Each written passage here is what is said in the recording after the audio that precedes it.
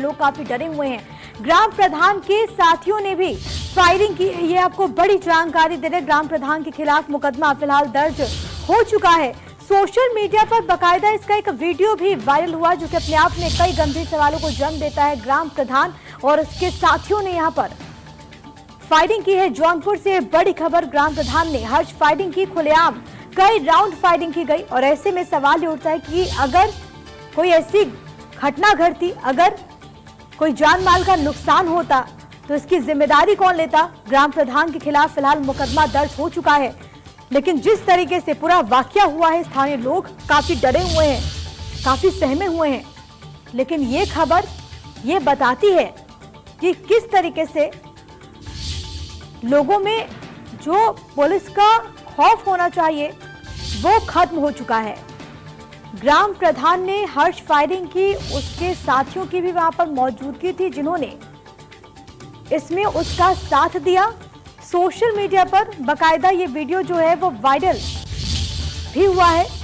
लगातार ये दावे किए जा रहे हैं, लगातार कदम उठाए जा रहे हैं, लगातार पुलिस कोशिश कर रही है कि ऐसी घटनाएं निकलकर सामने नहीं आए। लेकिन यहां पर खुद ग्राम प्रधान ने हर्ष फायरिंग की, जिसके बाद हड़कंप मच गया, अफरा तफरी का वहां पर माहौल हो गया। और बाकायदा एक वीडियो जो है वो भी बहुत तेजी के साथ वायरल हुआ है। जौनपुर से आपको ब्रेकिंग न्यूज बता रहे हैं, जहां पर ग्राम प्रधान की दबंगई सामने आई। हर्ष फायरिंग करते हुए कैमरे में ग्राम प्रधान की तस्वीरें कैद हुई है, उसके साथ कई साथियों की वहां पर मौजूदगी थी। खुलेआम ये फायरिंग की गई है, कई राउंड फायरिंग उसने की है ग्राम प्रधान ने, और उसके साथियों की भी वहां पर मौजूदगी इस दरमियान थी। फिलहाल पुलिस ने ग्राम प्रधान के खिलाफ मुकदमा दर्ज कर लिया है।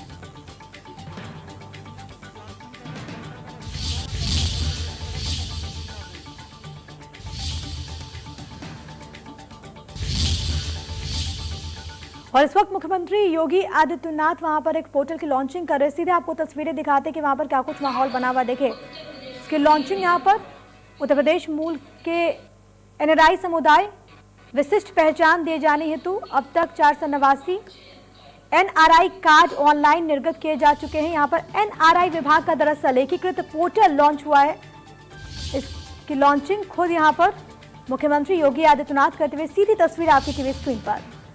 सीएम योगी ने एनआरआई विभाग का पोर्टल लॉन्च किया और इसके जरिए जाहिर तौर पर बहुत ज्यादा फायदा होगा। खासतौर पर जो एनआरआईज हैं जो कि बाहर रहते हैं, उन्हें काफी फायदा होगा। और ऑनलाइन तमाम व्यवस्थाएं और इस साइट के जरिए वो तमाम जानकारी हासिल कर सकते हैं। और इसके बारे में तमाम जो डिटेल्स हैं वो भी वहां पर स्क्रीन पर मेंशन की जा रही है। सीएम योगी की इस दौरान मौजूदगी और अभी तक, क्योंकि तमाम जो कदम है वो सरकार के द्वारा उठाए जा रहे हैं। एकीकृत पोर्टल यानी कि यहाँ पर तमाम चीजें होंगी, जो भी समस्याएं हैं, जो भी क्वेरीज हैं, जो भी जानकारी हासिल अगर कोई भी व्यक्ति करना चाहता है तो वो इस पोर्टल के जरिए जानकारी हासिल कर सकता है। सीधी तस्वीरें आपको दिखा रहे हैं 5 कालिदास मार्ग से इस पोर्टल की लॉन्चिंग, जिसकी तस्वीर आपको हम दिखाते हुए मुख्यमंत्री योगी आदित्यनाथ के यहाँ पर मौजूदगी, पोर्टल की लॉन्चिंग करते हुए और इसके बारे में जानकारी भी वहां पर डिस्प्ले की जा रही है। इस पोर्टल के माध्यम से विभाग संबंधी न्यूज एवं अपडेट, कार्यक्रमों और आयोजनों का विवरण यानी कि जानकारी, और इसके अलावा परियोजनाओं के बारे में जानकारी, प्रदेश में निवेश एवं व्यापार संबंधी अवसर, तो तमाम जो जानकारी है वो इस पोर्टल के जरिए कोई भी व्यक्ति हासिल कर सकता है। ये डिटेल्स भी आपकी टीवी स्क्रीन पर है। एनआरआई विभाग का ये पोर्टल लॉन्च हुआ है उत्तर प्रदेश के प्रवासी भारतीय हेतु। उनके लिए ये एनआरआई पोर्टल की शुरुआत, और इसके जरिए बहुत आसानी से लोग जो हैं वो जानकारी हासिल कर सकते हैं। विभाग, प्रासंगिकता, श्रेणियां, स्थान के अनुसार ग्रुप वहां पर बना सकते हैं। इसके अलावा तमाम जो जानकारी है, जो भी क्वेरीज हैं, जो भी शिकायतें हैं, जो भी विभाग संबंधी जानकारी कोई भी व्यक्ति हासिल करना चाहे वो इस पोर्टल के जरिए आसानी से हासिल कर सकता है। इसमें देखिए क्या कुछ विशेषताएं हैं, हिंदी और अंग्रेजी भाषा में उपलब्ध है। इसके अलावा रिस्पॉन्सिव यानी कि तुरंत जानकारी भी आपको मिल जाएगी। बाकायदा वहां पर टीम रहेगी जो कि हर आप जो भी सवाल वहां पर जानना चाहेंगे, जो भी आपको जानकारी हासिल करनी होगी, वहां पर एक टीम आपको तुरंत रिस्पॉन्स करेगी, तुरंत जवाब देगी। बहुत ईजी इसे बनाया गया है ताकि जो भी व्यक्ति जो कि इस पोर्टल पर विजिट करता है, पोर्टल को खोलता है अपने फोन पर या फिर लैपटॉप पर, उसे किसी प्रकार की कोई दिक्कत पेश ना आए और वो इजीली अपनी जो भी बातें हैं, चाहे वो शिकायतें हों या फिर वो जो भी जानकारी हासिल करना चाहे, वो इस पोर्टल के जरिए आसानी से कर सकता है। काम को इजी करने के लिए, आसान करने के लिए इसकी शुरुआत, और एनआरआईज को जाहिर तौर पर इससे बहुत ज्यादा फायदा होगा क्योंकि तमाम जानकारी वो इस पोर्टल के जरिए हासिल कर पाएंगे। सीएम योगी कुछ कह रहे हैं, सुनिए। पोर्टल लॉन्च के आज के इस कार्यक्रम में उपस्थित मंत्रिमंडल के मेरे सहयोगी, औद्योगिक विकास के मंत्री श्री सतीश महाना जी, सूक्ष्म लघु मध्यम उद्यम तथा निर्यात प्रोत्साहन और प्रवासी भारतीय से संबंधित विभाग के मंत्री श्री सिद्धार्थनाथ सिंह जी, प्रदेश के मुख्य सचिव श्री आर के तिवारी जी, अवस्थापना में औद्योगिक विकास के आयुक्त, अन्य सभी वरिष्ठ अधिकारीगण, मुझे प्रसन्नता है कि प्रवासी भारतीयों के सामने उत्तर प्रदेश को सही रूप में रखने और उनकी समस्याओं के समाधान के लिए आज उत्तर प्रदेश के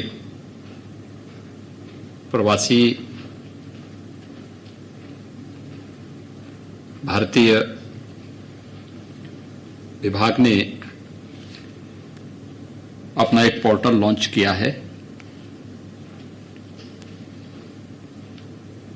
कितनी प्रचुर संभावनाएं उत्तर प्रदेश में हैं, ये संभावनाएं हम लोगों ने 15वें प्रवासी भारतीय दिवस के कार्यक्रम में 21 जनवरी से 23 जनवरी 2019 को देश की सांस्कृतिक राजधानी के रूप में सुविख्यात काशी में देखा है। 15वां प्रवासी भारतीय दिवस था। पहली बार देश यानी राष्ट्रीय राजधानी और किसी राज्य की राजधानी के बाहर यह आयोजन हुआ था। अब तक का सफलतम आयोजन था। 7,500 से अधिक प्रवासी भारतीयों ने इस आयोजन में अपनी सहभागिता सुनिश्चित की थी और उत्तर प्रदेश के बारे में एक अच्छी धारणा लेकर के वे यहां से प्रस्थान किए। अधिकतर प्रवासी भारतीय प्रयागराज कुंभ के आयोजन का भी आनंद लिए। इस अवसर पर उत्तर प्रदेश के जो प्रवासी नागरिक थे, उन लोगों की उपस्थिति ने उस आयोजन को और तो इस पोर्टल के भी लॉन्चिंग हुई है। मुख्यमंत्री योगी आदित्यनाथ यहां पर तमाम बड़ी बातें कहते हुए आपको आगे भी सुनवाएंगे, लेकिन फिलहाल एक नजर इस वक्त की हेडलाइंस पे। खास खबर के सह प्रायोजक पेट सफा आयुर्वेदिक चूर्ण, पेट सफा तो हर रोग दफा।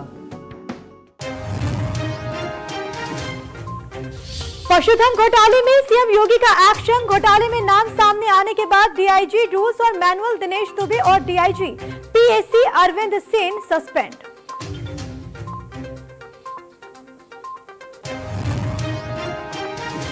यूपी में 2022 से पहले इकट्ठा होंगे सभी समाजवादी। शिवपाल यादव का बयान, बोले वरिष्ठ समाजवादियों से हो चुकी है बात।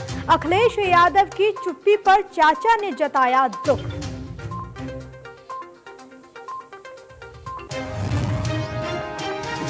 गोरखपुर दोहरे हत्याकांड में इंडिया न्यूज की खबर का असर, गगहा एसओ समेत 3 पुलिसकर्मी सस्पेंड। डीआईजी राजेश मोडक के सख्त रुख के बाद एसएसपी ने की कार्रवाई।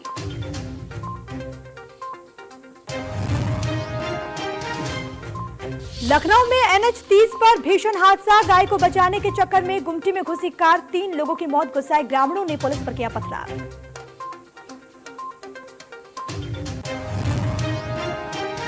एनसीईआरटी की नकली किताबें छपवाने का मामला, मेरठ में कांग्रेसियों ने खोला मोर्चा, सीबीआई जांच की मांग, कमिश्नर कार्यालय में दिया धरना।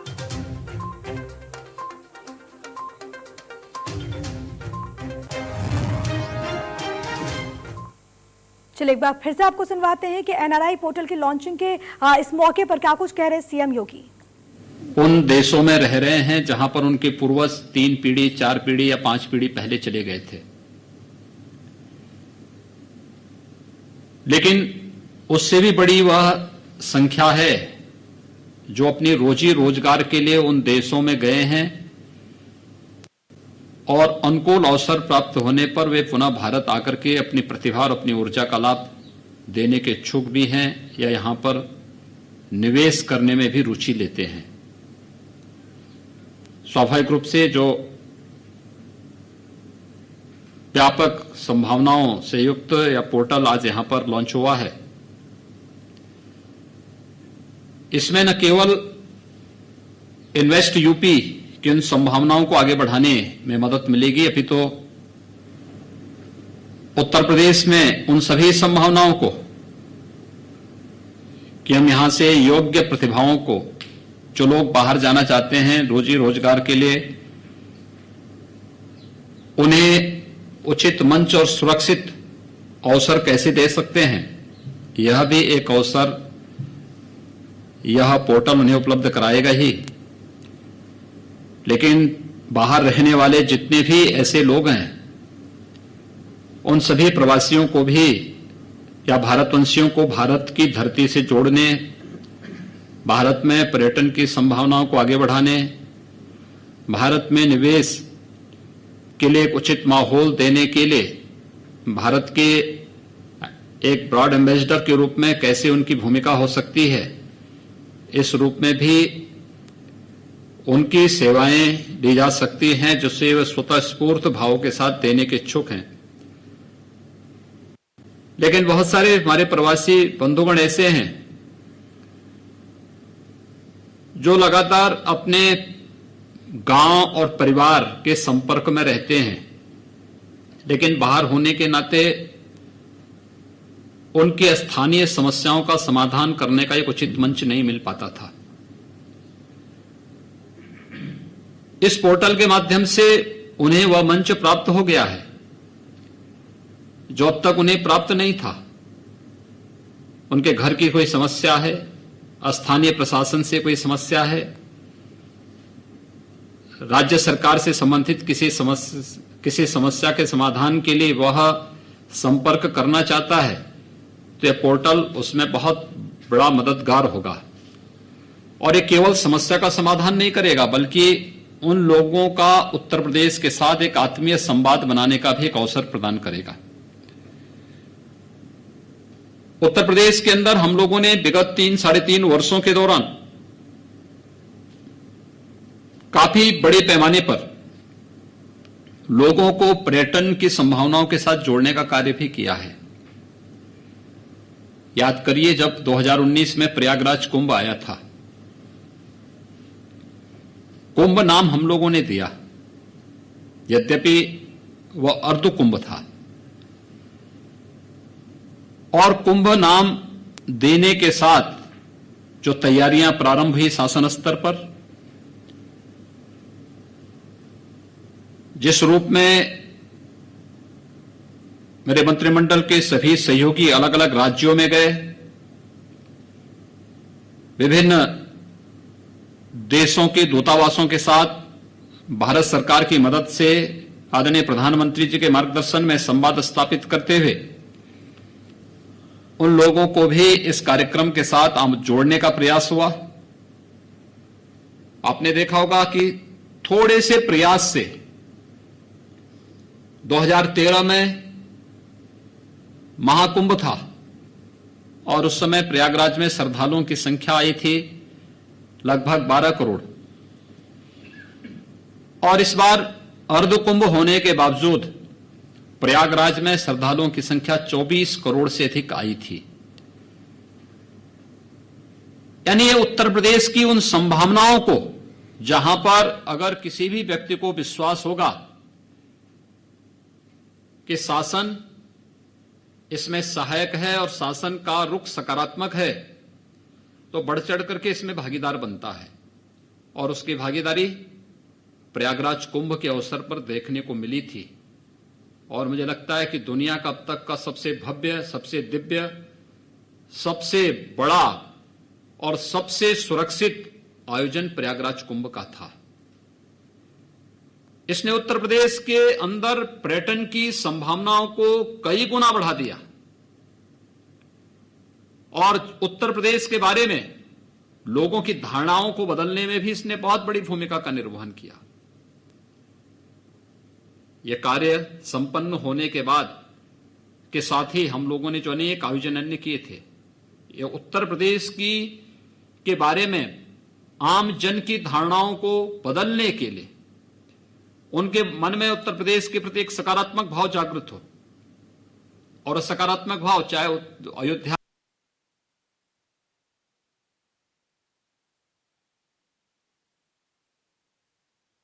बातों का जिक्र करते हुए यहाँ पर सीएम योगी ये बताते हुए कि इस पोर्टल से कितना ज्यादा फायदा होगा, खासतौर पर जब निवेश की बात होती है, जब बात होती है पर्यटन की, तो उससे बहुत ज्यादा फायदा होगा। उन तमाम लोगों को फायदा होगा जो कि यूपी के हैं और देश से बाहर रहते हैं। वो कोई भी जानकारी, कोई भी इंफॉर्मेशन इस पोर्टल के जरिए हासिल कर पाएंगे और बाहर रहते हुए भी वो अपनी माटी से जुड़े रहेंगे और कोई भी जानकारी जो निकलकर सामने आएगी वो हासिल कर सकते हैं इस पोर्टल के जरिए। इसका जिक्र करते हुए यहाँ पर सीएम योगी और क्या कुछ कह रहे हैं।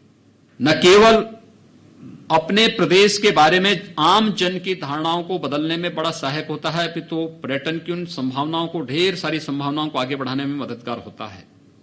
ऐसे ही बरसाना की होली थी, रंगोत्सव के साथ हम लोगों ने मथुरा, वृंदावन, बरसाना आदि को जोड़ने का कार्य इसी उद्देश्य से किया था। काशी की देव दीपावली है, इन कार्यक्रमों को इसीलिए इन आयोजनों के साथ जोड़ने का कार्य प्रारंभ हुआ है। और ये कार्यक्रम जनता की उन उम्मीदों को पर खरे उतरे हैं, जहां पर उत्तर प्रदेश की इन संभावनाओं को अब तक कहीं भी नई पहचान देने का प्रयास नहीं हुआ था। और मुझे प्रसन्नता है कितनी बड़ी संख्या में उत्तर प्रदेश के प्रवासी कामगार और श्रमिक देश में भी और दुनिया में भी जगह जगह फैले हुए हैं। तो भी आप सुन रहे थे मुख्यमंत्री योगी आदित्यनाथ को। पोर्टल लॉन्चिंग के दौरान उन्होंने तमाम बड़ी बातों का जिक्र किया। फिलहाल खबरों में आगे बढ़ते हुए लखनऊ की बात कर लेते हैं, जहां पर NH30 पर भीषण हादसा हुआ है। आपको ये बताएं कि सड़क हादसे में कई लोगों ने जान गंवाई। मृतकों की संख्या अब 3 हो चुकी है। ये आपको बड़ी खबर दे, एक युवती समेत 3 लोगों की मौत की खबर मिल रही है। गुस्साए ग्रामीणों ने नेशनल हाईवे जाम कर दिया है। ग्रामीणों की पुलिस से झड़प के बाद पथराव की भी खबर निकलकर सामने आ रही है। लखनऊ से रायबरेली जाते वक्त यह हादसा हुआ। बड़ी खबर आपको दे रहे ब्रेकिंग न्यूज। गाय को बचाने के चक्कर में ये दर्दनाक हादसा, अनियंत्रित होकर कार कुमटी में जा घुसी। लिगोहा थाना इलाके के मस्तीपुर का ये पूरा मामला बताया जा रहा है। एक युवती समेत 3 लोगों की जान चली गई। जैसे ही खबर वहां पर आसपास के लोगों को मिली, वहां पर अफरा तफरी का माहौल हो गया। पुलिस को सूचित किया गया, पुलिस वहां पर पहुंची और तमाम जानकारी पुलिस वहां पर हासिल करती हुई। लेकिन जिस तरीके से घटना घटी है, वहां पर स्थानीय लोग काफी डरे हुए हैं। NH30 का ये पूरा मामला बताया जा रहा है। हादसे में मृतकों की संख्या बढ़कर अब 3 हो चुकी है। एक युवती समेत 3 लोगों ने जान गंवा दी है। बड़ी खबर आपको दे रहे हैं ब्रेकिंग न्यूज। ग्रामीणों की पुलिस से झड़प के बाद वहां पर पथराव भी हुई। लखनऊ से रायबरेली जाते वक्त यह हादसा हुआ और स्थानीय लोगों का गुस्सा भी देखने को मिला। वहां पर लोगों ने रोड जाम कर दिया। तस्वीरें भी आपकी टीवी स्क्रीन पर है। देखिए ये तस्वीरें जहां पर लोगों का गुस्सा फूट गया। एक युवती समेत 3 लोगों की मौत की खबर मिल रही है। दरअसल गाय को बचाने की वजह से ये हादसा हुआ। अनियंत्रित कार वहां पर गुमटी में जा घुसी। और इस दर्दनाक हादसे में, इस भीषण हादसे में 3 लोगों की मौत की खबर निकलकर सामने आई है। लखनऊ से ये बड़ी जानकारी, NH 30 का ये पूरा मामला, जहां पर ये दर्दनाक घटना घटी है। 3 लोगों ने जान गंवा दी और इसके बाद ग्रामीणों का गुस्सा देखने को मिला। देखिए आपकी टीवी स्क्रीन पर ये तस्वीरें भी, जहां पर लोगों का हुजूम वहां पर इकट्ठा हो गया और इन्होंने अपना गुस्सा जाहिर किया। रोड को जाम इन्होंने कर दिया। महिलाएं भी यहाँ पर बड़ी तादाद में मौजूद। पुलिस प्रशासन की कोशिश कि जल्द से जल्द स्थिति पर काबू पाया जा सके। लोगों को समझाने की कोशिश पुलिस प्रशासन की ओर से, वरीय अधिकारियों की ओर से, लेकिन लोगों का यहाँ पर गुस्सा देखने को मिल रहा है। ग्रामीणों की पुलिस से झड़प भी हुई है। उन लोगों ने पथराव भी पुलिस पर किया। लखनऊ से रायबरेली जा रहे थे ये लोग, जो कि इस दौरान कार में सवार थे, लेकिन तभी अचानक एक गाय आ जाती है बीच में और उस गाय को बचाने के चक्कर में वो कार बैलेंस खो देती है और इसके बाद अनियंत्रित होकर वो कार गुमटी में जा घुसी, जिसके बाद ये घटना घटी। 3 लोगों ने जान गंवा दी और इसके बाद लोगों का गुस्सा, बड़ी संख्या में वहाँ पर जो लोग हैं आसपास के, वो इकट्ठा हो गए। परिजनों का रो रो कर बुरा हाल है। स्थानीय पुलिस वहां पर मौजूद और कोशिश यही की जा रही है कि जल्द से जल्द स्थिति पर काबू पाया जा सके। ग्रामीणों का गुस्सा भी यहाँ पर देखने को मिल रहा है। जाम की स्थिति वहां पर पैदा हो गई है। वाहनों की लंबी लंबी कतारें वहां पर लगी हुई है। तो आपको बताएं कि इस हादसे के बाद लोगों का गुस्सा फूटा और इस दौरान जब पुलिस पहुंची तो पुलिस के साथ झड़प भी हुई है। इसके अलावा ग्रामीणों ने पुलिस पर पथराव कर दिया। मेरे सहयोगी जय शुक्ला ने मौके से जायजा लिया है। रिपोर्ट देखिए। इस वक्त हम राजधानी लखनऊ के मस्तीपुर गांव में हैं और ये राजधानी लखनऊ का NH 30 है। आप देख रहे हैं हमारे पीछे किस तरह से रोड पर सब ईंट पत्थर ही पड़े हुए हैं। लगातार ग्रामीण आक्रोशित हो गए थे। एक एक्सीडेंट हुआ है, आपको हम दिखाना चाहेंगे। पीछे देख सकते हैं कि एक गाड़ी है जो कि एक गुमटी में जा घुसी थी। हमारे पीछे देख सकते हैं किस तरह से वो गाड़ी गुमटी में घुसी हुई है, जिससे लगभग 2 लोगों की मौके पर ही मौत हो गई और 1 लोग गंभीर रूप से घायल हैं। हालांकि जो ड्राइवर है वो भी घायल बताया जा रहा है। जो यहाँ के ग्रामीण थे वो काफ़ी आक्रोशित हो गए थे, जिसके बाद लगातार उन्होंने यहाँ पर हाईवे को जाम कर दिया है। कई किलोमीटर लंबा जाम लग गया है। और वहीं आपको बता दें कि जो ग्रामीण थे उन्होंने पथराव किया है, पुलिस पर पथराव किया है, मीडिया कर्मियों पर भी पथराव किया है। उसके बाद कहीं ना कहीं मौके पर जो पुलिस है, कई थानों की पुलिस पहुंची। हमारे पीछे देख सकते हैं कि किस तरह से SP RA और जो ASO है वो भी पहुंचे हैं। यहाँ पर ACP पहुंचे हैं, तमाम पुलिस फोर्स पहुंची है। उसके बाद अब जो ट्रैफिक है वो खोला गया। आप देख रहे हैं किस तरह से अब जा करके ट्रैफिक खुल पाया है। कई घंटों से ट्रैफिक जाम था, काफ़ी लंबा जाम लगा था। हालांकि ग्रामीणों का जो आक्रोश था वो कहीं ना कहीं मौत को लेकर था। जो लोग मौत जिनकी हुई है, हालांकि समझाने की कोशिश की जा रही थी, लेकिन यहाँ पर लगातार ग्रामीण आक्रोशित थे। कहीं ना कहीं मौके पर जब पुलिस फोर्स पहुंचा है, आला अधिकारी पहुंचे हैं, तब ग्रामीणों ने इस रोड को खाली किया है। लखनऊ से इंडियन न्यूज़ के लिए जय शुक्ला। तो लखनऊ से ये पूरा मामला जो है वो निकलकर सामने आया, जहां पर लोगों का गुस्सा देखने को मिला। हालांकि वहां पर तमाम वरीय अधिकारियों की मौजूदगी, लोगों को समझाया गया। और अभी जो जानकारी निकलकर सामने आ रही है, जिसका जिक्र मेरे सहयोगी जय ने इस रिपोर्ट में भी किया, कि वहां पर ट्रैफिक को एक बार फिर से शुरू कर दिया गया है। इसके अलावा तमाम जो वरीय अधिकारी है वो मौके पर मौजूद, लोगों को समझाने की कोशिश उनकी ओर से लगातार। लेकिन जिस तरीके से घटना घटी है, लोगों का गुस्सा उबाल पर है, लोग मांगे कर रहे हैं, परिजनों का रो रो कर बुरा हाल है। 3 लोगों ने जान गंवा दी। निगोहा थाना इलाके के मस्तीपुर का ये पूरा मामला बताया जा रहा है। चले आगे बढ़ते हुए मेरठ की बात कर लेते हैं, जहां पर NCERT की नकली किताबों का ये पूरा मामला बड़ी खबर से आपको रूबरू करवा रहे हैं। आपकी टीवी स्क्रीन पर ये ब्रेकिंग न्यूज आपको दे। कमिश्नर कार्यालय पर कांग्रेसियों ने धरना दिया है। कांग्रेसियों ने खोला ये मोर्चा। CBI जांच की मांग इनकी ओर से। रिटायर्ड जज से कराई जाए मामले की जांच, ये इन्होंने कहा। नकली किताब छापने वालों को बीजेपी का संरक्षण, ये गंभीर आरोप इन्होंने लगाए हैं। बीजेपी नेता संजीव गुप्ता के गोदाम से दरअसल किताबें मिली। 4 आरोपी अभी तक गिरफ्तार किए गए हैं और अब इस पूरे मामले ने राजनीतिक रंग भी ले लिया है। आप इन तस्वीरों में देख सकते हैं कि किस तरीके से यहाँ पर कमिश्नर कार्यालय पर कांग्रेसियों ने धरना दिया, बकायदा ज्ञापन भी इन्होंने सौंपा है और इनका ये कहना है कि इस पूरे मामले की जांच CBI से कराई जाए। इन्होंने तमाम तरह के गंभीर आरोप लगाए हैं। उनका ये कहना है कि बीजेपी नेता के संरक्षण में ये जो लोग हैं वो काम कर रहे थे। दरअसल पिछले दिनों यहाँ पर छापेमारी में बड़ी संख्या में एनसीईआरटी की नकली किताबें मिली थी, जिसके यहाँ पर छपाई होती थी और उसके बाद 4 लोगों को मौके से गिरफ्तार भी किया गया। और अब इस पूरे मामले में राजनीति भी चरम पर है। कांग्रेस नेता सड़कों पर नजर आए और उन्होंने तमाम तरह के गंभीर आरोप लगाए और इन सब के बीच मांग ये की गई कि पूरे मामले में सीबीआई जांच हो, रिटायर्ड जज से कराई जाए मामले की जांच, ये भी उनके ओर से मांग की गई है। तस्वीरें आप देख पा रहे हैं, कटआउट्स लेकर ये लोग यहां पर नजर आए। एनसीईआरटी की नकली किताबें छापने वाले बीजेपी नेताओं का संरक्षण इन्हें प्राप्त, ये इनके द्वारा गंभीर आरोप लगाए गए हैं।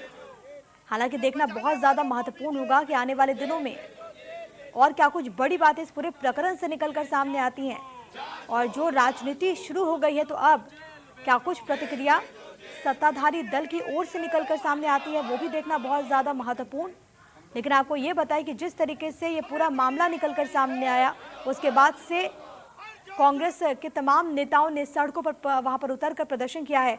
सनुज मेरे सहयोगी तमाम जानकारी के साथ इस वक्त मौजूद हैं। सनुज, पूरा मामला जो निकलकर सामने आया है वो अपने आप में बहुत ज्यादा गंभीर है, लेकिन अब इसने राजनीतिक रंग भी ले लिया है और इसी क्रम में कांग्रेस के तमाम नेता सड़कों पर उतरे हुए नजर आए। देखिए, बिल्कुल देखिए, चूंकि मामला बड़ा है, एनसीईआरटी की अगर नकली किताबें ही मार्केट में आ जाएंगी तो आप खुद सोचिए कि तस्वीर क्या होगी। मामला लगातार तूल पकड़ता जा रहा है और जैसे ही इसमें भाजपा नेता और उनके भतीजे का नाम आया, उसके बाद से कांग्रेस हमलावर हो गई है। आज कांग्रेस कार्यकर्ताओं ने कमिश्नरी पर प्रदर्शन भी किया, वहां पर धरना दिया और साफ कहा कि इस मामले में सीबीआई जांच होनी चाहिए और सुप्रीम कोर्ट के किसी रिटायर्ड जज से भी इस मामले की जांच कराई जानी चाहिए। क्योंकि ये खाली मामला एनसीईआरटी की नकली किताबें छापने का मामला खाली मेरठ तक ही नहीं है, इसमें दिल्ली, उत्तराखंड और यूपी के कई शहरों के लोग शामिल हैं। सबके चेहरे सामने आने चाहिए, मामले की सीबीआई जांच होनी चाहिए और जो लोग इसमें आरोपी बनाए गए हैं भाजपा कार्यकर्ता, उनको ना बचाएं। जो कांग्रेस के मेरठ के जिला अध्यक्ष हैं अमनीश काजला, उन्होंने सीधी इस मामले में आरोप लगाया है कि भाजपा के जो कुछ बड़े नेता हैं वो जिन लोगों के नाम सामने आए उनको बचाने की कोशिश कर रहे हैं। उन्होंने ज्ञापन भी दिया है और देखिए जिस तरीके से ये मामला निकल कर आ रहा है तो इसमें राजनीति तो अब होनी शुरू हो गई है। जो विपक्षी पार्टियां हैं वो लगातार भारतीय जनता पार्टी को निशाने पर ले रही हैं। आप खुद सोचिए कि मेरठ में 35 करोड़ रुपए की एनसीईआरटी की नकली किताबें जो भाजपा नेता के नाम सामने आए हैं, वो लोग संजीव गुप्ता और उनका जो भतीजा सचिन गुप्ता है, ये लोग छाप रहे थे। 35 करोड़ की नकली किताबें मेरठ में बरामद हुई हैं। इसके बाद एसटीएफ ने गजरौला में छापा मारा तो 25 करोड़ की किताबें वहां पर बरामद हुई हैं। तो आप खुद सोचिए कि 60 करोड़ की किताबें मेरठ और गजरौला से बरामद कर ली गई हैं। यानी कोई छोटा खेल नहीं है, खेल बड़ा चल रहा था। बड़े इसमें मगरमच्छ शामिल हैं। ये तो हो सकता है कि ये छोटी मछलियां हों, लेकिन इसमें कहीं बड़े मगरमच्छ भी शामिल होंगे और बिना शिक्षा विभाग के कुछ लोगों की मिली भगत के इतना बड़ा जो नेक्सस है वो नहीं चल सकता। ये बात अलग है कि बहुत ज्यादा महत्वपूर्ण है कि पूरा इसका पर्दाफाश किया जाए और जो भी लोग इसमें शामिल है उन पर कड़ी कार्रवाई हो। बहुत बहुत शुक्रिया सनुज आपका तमाम बातचीत के लिए और तमाम जानकारी के लिए। तो तस्वीरें भी आपको लगातार दिखा रहे हैं जहां पर हाथों में कटआउट्स लेकर इन्होंने प्रदर्शन किया कांग्रेसी कार्यकर्ताओं ने। समाजवादियों को इकट्ठा करने के प्रगतिशील समाजवादी पार्टी के राष्ट्रीय अध्यक्ष शिवपाल सिंह यादव के बयान पर अखिलेश यादव की चुप्पी की टीस साफ दिखाई दी। प्रगतिशील समाजवादी पार्टी का समाजवादी पार्टी में विलय के सवाल पर शिवपाल सिंह यादव ने कहा कि अभी बहुत वक्त है। शिवपाल सिंह यादव सत्तासीन बीजेपी पर भी जमकर बरसे और कहा कि बीजेपी पर झूठ बोलने और पूंजीपतियों को फायदा पहुंचाने का काम बीजेपी कर रही है। शिवपाल यादव ने अखिलेश और मायावती के मूर्ति लगवाने के बयान पर भी तंज कसा।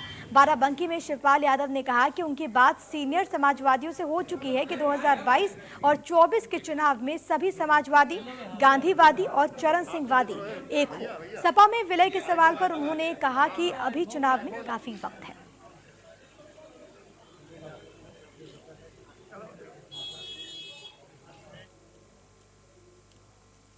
लखनऊ में दिन दहाड़े युवक छात्रा का अपहरण कर फरार हो जाता है। ये पूरी घटना छात्रा के पिता के सामने घटती है। अपहृता खुद को कोचिंग संचालक बताकर छात्रा को जबरन कार में बिठाकर भागने की कोशिश करता है, लेकिन खुद को घिरा देखकर फोर्स चौराहे पर छात्रा को फेंक कर वो भाग जाता है। पुलिस ने अपहृता को रामपुर गांव से गिरफ्तार कर लिया है। ये रिपोर्ट आपको दिखाते हैं।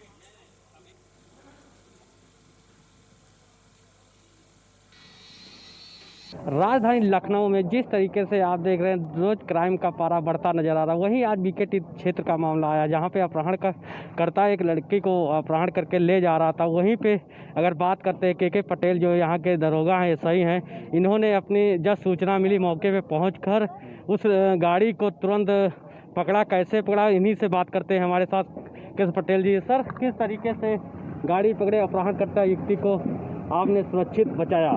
वादी मुकदमा की सूचना के आधार पर हम लोग जो है उस गाड़ी का ट्रेस किए। ट्रेस करने के बाद जो जानकारी मिली वहाँ मौके पर पहुँचे तो गाड़ी और मुलजिम और महिला सभी बरामद किए गए। किसी तरीके की हानि नहीं हुई और लड़की सुरक्षित पाई गई है। उनके परिजन ने आप लोगों को, पुलिस को सराहना का काम बता रहे हैं। किस तरीके से और ज़्यादा मेहनत की गई, कैसे क्या रहा था? सभी लोगों के सहयोग से, जो हमारे साथ लगे पुलिसकर्मी थे, सभी लोगों के सहयोग से ये काम किया गया है। सर, कितनी टीम होगी पुलिस की? पुलिस में लगभग 5-6 लोग हो रहे थे जिनके सहयोग से ये काम को पूरा किया गया। ये हमारे साथ कृष्ण पटेल जी थे, एसआई थे। इन्होंने अपनी टीम के साथ आराम से और वो अपहरणकर्ता को गिरफ्तार किया और पकड़ के सुरक्षित लड़की को माँ बाप के समेत सबको भेजा और मिलाया। रामचरण, इंडिया न्यूज़ से लखनऊ के लिए। फिरोजाबाद में सरकार के आदेशों की खुलेआम धज्जियां उड़ाई जा रही है। कोचिंग संचालक चंद पैसों के लिए कोरोना काल में बच्चों को कोचिंग सेंटर बुलाकर महामारी को बढ़ावा दे रहे हैं। सरकार ने साफ शब्दों में कोचिंग स्कूल बंद रखने के निर्देश दिए थे, लेकिन उसके बावजूद धड़ल्ले से कोचिंग संचालक बच्चों को बुला रहे हैं। कोचिंग संचालक पर पुलिस ने अब तक कोई कार्रवाई नहीं की है।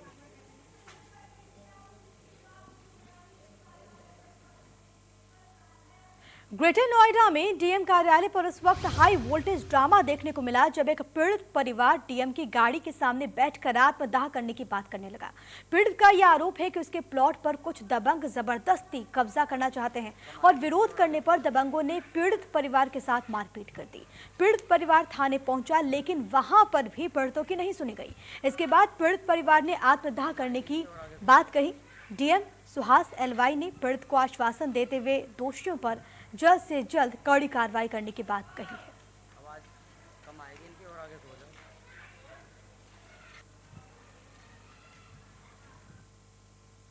चलिए आगे बढ़ते हुए बलिया की बात कर लेते हैं, जहां के कोतवाली थाना क्षेत्र के सीतापुर आंख अस्पताल के पास एक नर्सिंग होम में प्रसव के बाद महिला की मौत हो गई। इसके बाद परिजनों ने जमकर हंगामा किया, तोड़फोड़ की गई। सूचना मिलते ही पुलिस फौरन मौके पर पहुंची और किसी तरीके से मामले को शांत कराया गया। जानकारी मिल रही है कि सतवाड़ निवासी महिला को प्रसव पीड़ा होने पर परिजन सीतापुर आंख अस्पताल के पास स्थित एक नर्सिंग होम में उन्होंने भर्ती कराया। दोपहर बाद ऑपरेशन से महिला ने बच्चे को जन्म दिया। रात में महिला की हालत खराब होने लगी। सुधार होता न देख परिजनों के आग्रह पर शनिवार की देर शाम डॉक्टर ने महिला को मऊ के लिए रेफर कर दिया। जब परिजन एम्बुलेंस से मऊ पहुंचे तो वहां के डॉक्टर्स ने उसे मृत घोषित कर दिया। इसके बाद परिजन रविवार को शव लेकर सीतापुर स्थित नर्सिंग होम पर पहुंच गए और डॉक्टर पर लापरवाही का आरोप उन्होंने लगाया और अस्पताल में हंगामा कर दिया। डॉक्टर के चैम्बर में लगे शीशों को लोगों ने क्षतिग्रस्त भी कर दिया।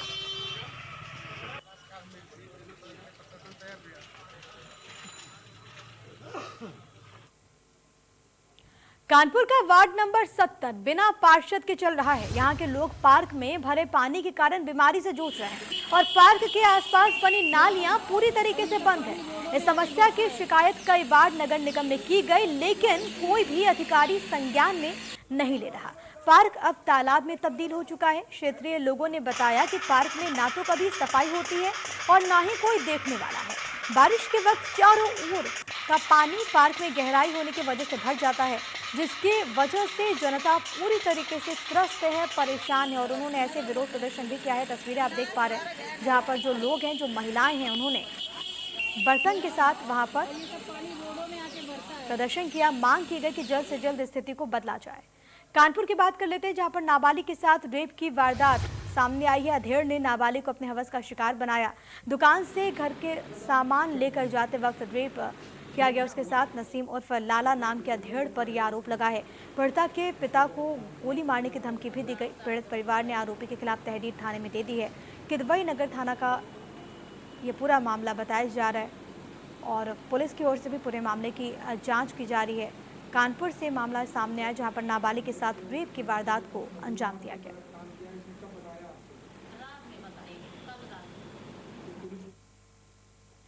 चलिए बात कर लेते हैं मथुरा की, जहां पर यमुना में नहाते वक्त एक युवक डूब गया। चामुंडा मंदिर के पास युवक यमुना में डूब गया।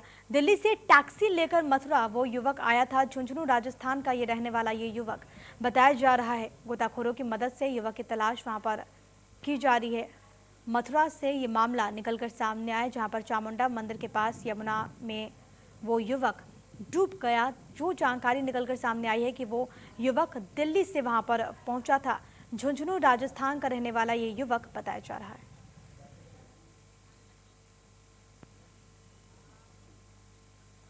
और इस बीच एक बड़ी जानकारी लखनऊ से मिल रही है, आपको इससे रूबरू करवा देते हैं। आपकी टीवी स्क्रीन पर ये बड़ी खबर आपको दे, लखनऊ में पानी की टंकी पर एक युवक चढ़ गया है। आपको ये बड़ी खबर दे रहे हैं, आशियाना में पानी की टंकी पर वो युवक चढ़ गया। ब्रेकिंग न्यूज आपकी टीवी स्क्रीन पर।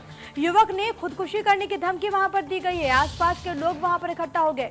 आशियाना में पानी की टंकी पर वो युवक चढ़ गया। फिलहाल आपको ये बताएं कि जो बड़ी बात निकलकर सामने आ रही है वो ये कि पानी की टंकी के ऊपर चढ़कर ये युवक बार बार खुदकुशी की धमकी दे रहा है। देखिए तस्वीरें भी आपकी टीवी स्क्रीन पर। लखनऊ से ये मामला निकलकर सामने आ रहा है, जहां पर एक युवक पानी की टंकी पर चढ़ गया। हम आपको तस्वीरें भी दिखा रहे हैं, हमने इंसर्कल कर दिया है, पॉइंट आउट कर दिया है, ताकि आप आसानी से देख पाएं कि किस तरीके से ये युवक इस टंकी के ऊपर चढ़ गया है और ये खुदकुशी करने की धमकी लगातार दे रहा है। स्थानीय लोग वहां पर इकट्ठा हो गए।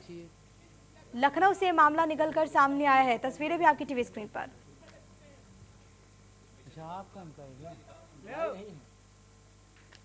और बुलेटिन में इसी के साथ इतना ही। नमस्कार।